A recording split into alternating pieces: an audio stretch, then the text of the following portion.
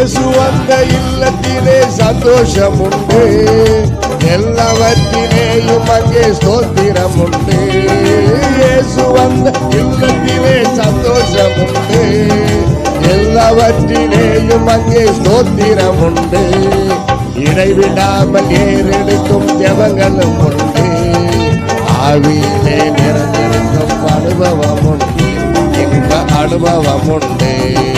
இயேசு வந்த இல்லத்திலே சந்தோஷம் உண்டு, எல்லாவற்றிலேயும் அங்கே ஸ்தோத்திரம் உண்டு.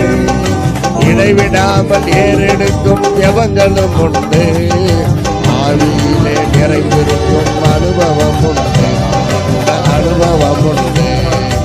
இல்லத்தின் தலைவராய் இயேசு இருக்கிறார், உள்ளத்தின் நேயராய் யாவும் கேட்கிறார்.